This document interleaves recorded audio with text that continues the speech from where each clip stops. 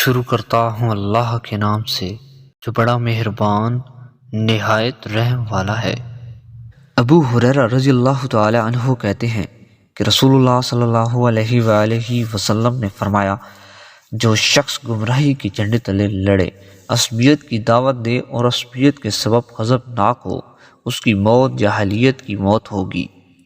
تشریح: جاہلیت کے زمانے میں ہر قبیلہ دوسرے قبیلے سے نفسانیت اور تعصب کے جذبے سے لڑتا اور فخر و غرور اور تکبر اس کو قتل و قتال پر آمادہ کرتے اور اپنے قبیلے کی ناموری اور عزت کے لیے جان دیتا اور جان لیتا۔ پس آپ صلی اللہ علیہ وآلہ وسلم نے فرمایا کہ اسلام کے زمانے میں جو شرعی سبب کے بغیر لڑائی کرے اس کا حکم بھی جاہلیت کا سا ہے، یعنی اس لڑائی میں کچھ ثواب نہیں بلکہ عذاب ہوگا۔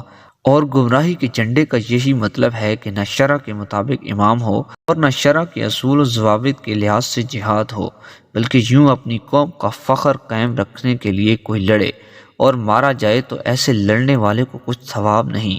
سبحان اللہ! دین اسلام سے بڑھ کر اور کوئی دین کیسے اچھا ہو سکتا ہے؟